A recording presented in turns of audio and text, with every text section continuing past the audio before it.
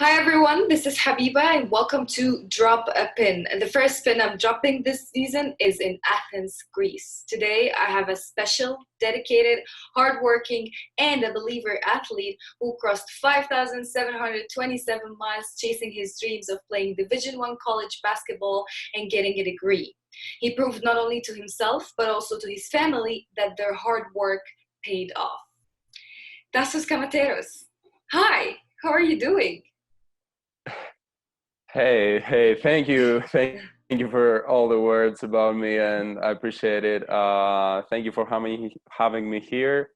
When did you decide that you wanted to play college basketball? So when I was 14, uh, I started watching more like NBA games and international games, and I started thinking about basketball more seriously, I would say. So I had to make a decision inside like my head if I want to follow that or if I want to just play for fun. So I remember myself talking with my parents, with friends about what I should do. And I had a friend. Her name is Penelope. She's playing professionally right now in the Women's EuroLeague, and she was playing in a club. The name is Proteas Vulas, and that there's so many like people from the US that like they're looking like scouters, and they're looking for players from Greece, like to for scholarships and stuff.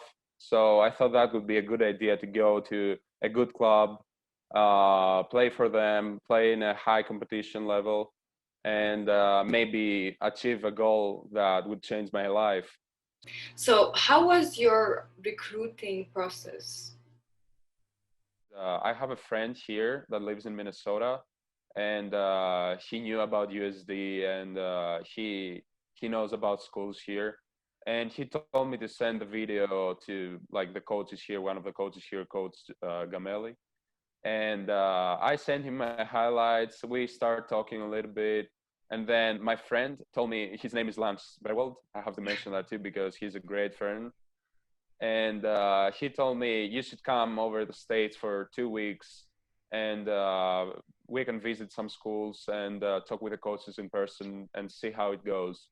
And basically that's how it happened. I came here on the February of 2019.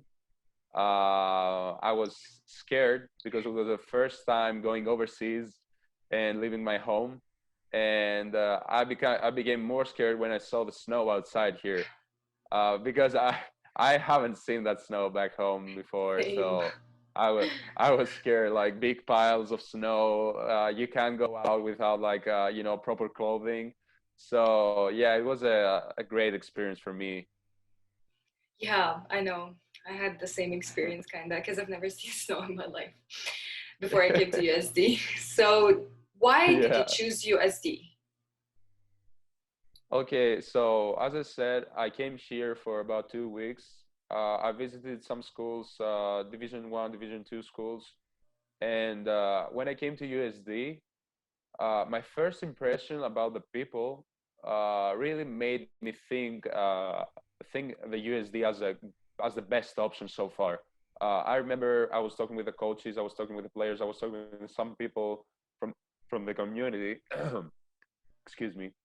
Um, and I remember that I really liked their attitude and their like the way of they were talking to me.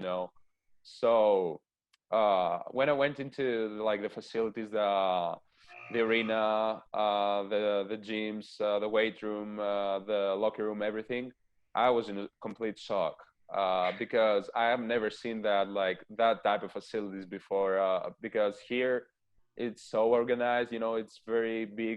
I bet because like in Egypt and in Europe, like we don't have those type of facilities. And then I went around like the campus to see the campus, like the classes, the mock, everything, and it felt like home.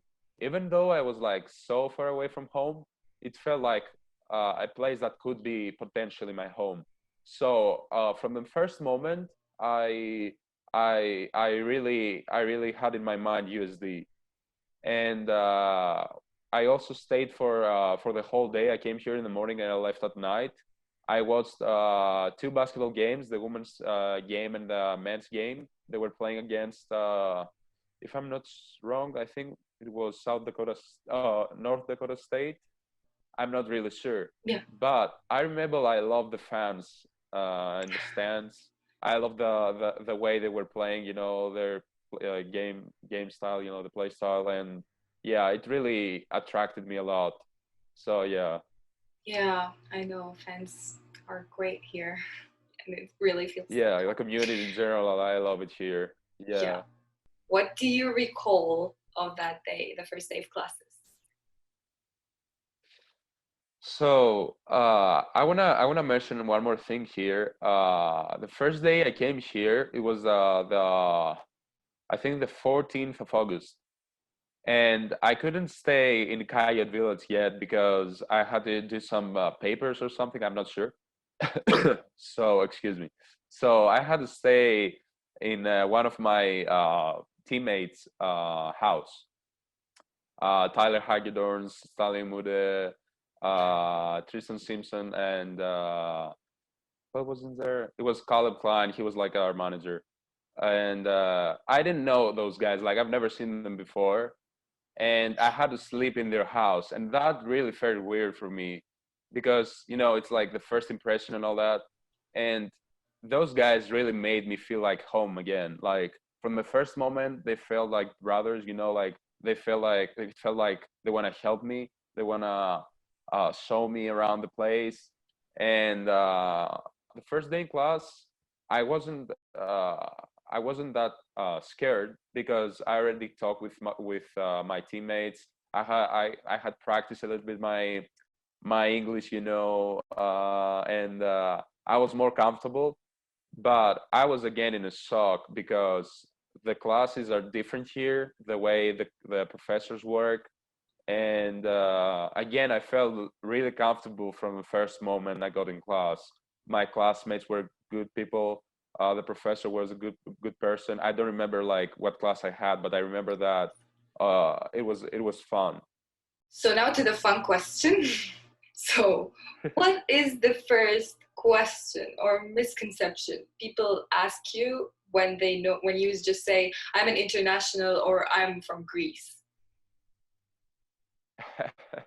Yeah. So every time I meet a new person and like, hey, I'm Tasos. First of all, they say, what? Tasos? Yeah, they try to spell my name because it's weird for them. And then the next question is, where are you from? I'm from Greece. Oh, and the answer is, oh, do you live in those white houses with a blue thing in there? And I'm like, hey, not really. I've been there, but this is in the islands. This is not like where I live. It's not Greece. Greece is not like.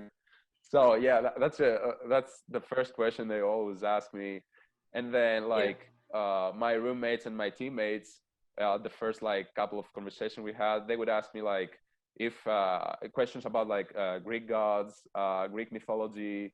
One of my roommates loves to talk about like Greek mythology and Great Wow. Alexander and all those Greeks. Yeah. So yeah, it's very fun that they ask me a question like that because I bet that they ask you questions too about Egypt and you're like, oh, not really. Same, same. It's like, do you go to school like by camel? No, I don't live in a desert. And we don't only have the pyramids. Yeah. Yeah.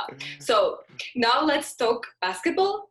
So, how did you Mhm. feel before competing in your first ever college game playing for USD? I remember myself being very excited, being happy that I finally can do what I love to do, and it was definitely a memory that it's gonna stay in my mind forever. Yeah. You scored a season high 15 without missing a shot against Peru State. What do you recall about this spectacular performance? Yeah, it was my day. I mean, obviously my teammates really helped me that like they were passing me the ball a lot. I played I think 15, 16 minutes. So I had some playing time. And I remember myself, I said, okay, I have to do like, I have to perform here. I have to compete and play hard as I can to prove to my coaches that I can play in more difficult games, you know, like serious games. And yeah, I really felt happy for my for my performance, but deep inside me I was starting setting more goals for like next games, you know, because I'm this type of guy that never gets like satisfied with anything. I'm gonna be satisfied for a second, That's and the then boom, the spirit. next second I'm gonna be keep making, yeah, keep setting new goals. So yeah, I mean, that performance just proved that I can do something on the court, and yeah, I kept doing it. Wow, that's the spirit of a coyote. So Definitely.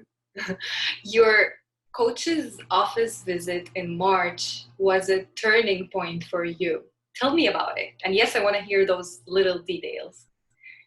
So before I went to his office, I was very, very scared, I would say, because I knew that we were gonna talk about like my future here, and I knew that I had to like be very focused on like the conversation and be, you know, have my mind there.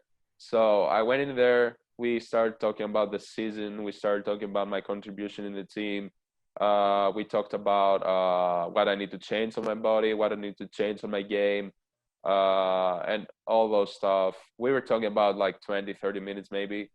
And we didn't say a single word about like scholarship and future. So I'm like, oh, he might not like gonna tell me about it, or he might say you have to find a different university for next year or whatever.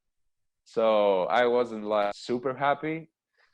And then suddenly he starts saying that, hey, Tasos, we would love to have you here next year. We want you in a full scholarship. So yeah, this is where everything went black.